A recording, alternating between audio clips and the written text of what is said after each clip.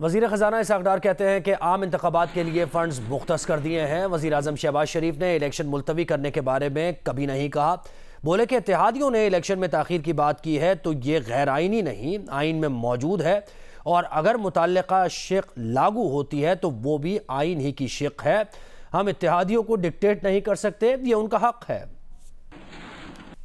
और तहरीक इंसाफ के रहनुमा शाह महमूद कुरैशी कहते हैं कि बजट में इलेक्शन के लिए पैसा रखा है, इससे लग रहा है कि इलेक्शन होगा। अगर हुकूमत ने आइन के मुताबिक चलना है तो इलेक्शन होगा।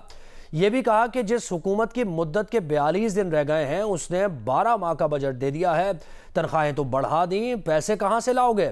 जहांगीर तरीन की नई जमात को भी डेड ऑन अराइवल करार दे दिया।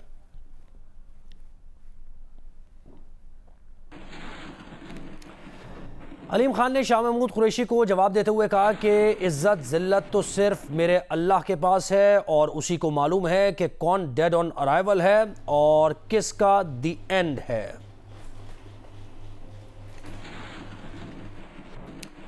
समंदरी तूफान बिपरजॉय 150 किलोमीटर फी घंटा की रफ्तार से बहेरा अरब में मौजूद है। अगले 24 घंटों तक बिपरजॉय की शिद्दत इसी रफ्तार से बरकरार रहने का इम्कान है।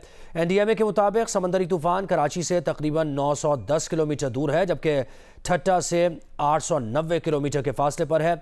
मुमकिना तौर पर साहिली इलाके, तेज़ आंधी, समंदरी तूफान, सैलाब की जद में आ सकते हैं। चीफ मेट्रोलॉजिस्ट सरदार सरफराज का कहना है कि अगले 24 घंटों के बाद वाज़ेह होगा कि समंदरी तूफान कहाँ जाएगा। तूफान का बलूचिस्तान और ओमान के साहिली इलाकों या गुजरात और सिंध के साहिल पर असरअंदाज होने का इम्कान है। चीफ मेट्रोलॉजिस्ट के मुताबिक दोनों सूरतों में पाकिस्तान की 1100 किलोमीटर की पट्टी पर तूफान के असरात रहेंगे।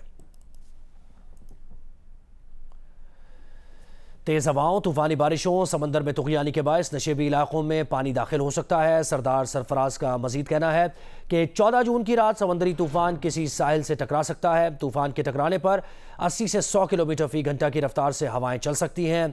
समंदरी तूफान टकराने के बाद 3 दिन तक असरात करीबी साहिली इलाकों में रहते हैं। समंदरी तूफान टकराने के बाद मूसलाधार बारिशों का इम्कान भी रहता है।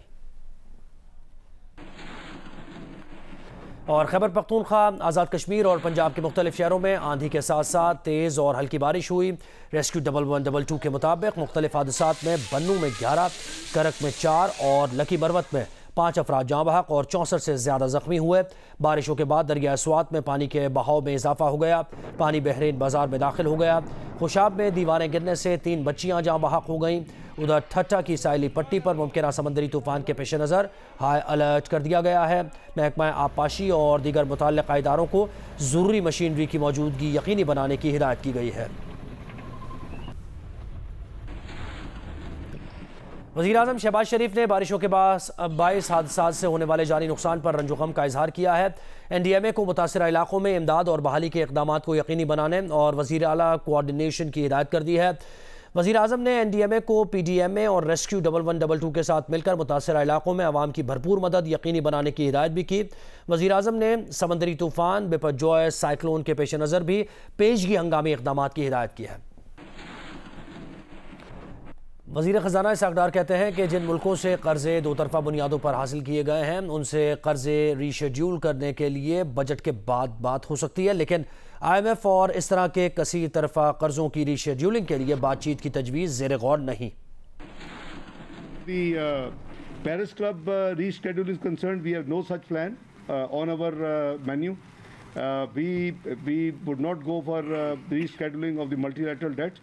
We will make the payments on time when it become due. Yeah, the bilateral, that is always you can negotiate, not that for a haircut or write-off. You will negotiate for a longer term. But this is nothing unusual because of the COVID, because of the flood catastrophe.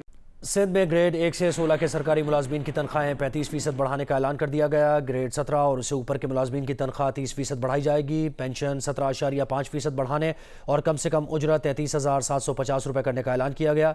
Sindh का 2,244 अरब रुपये का budget पेश किया गया।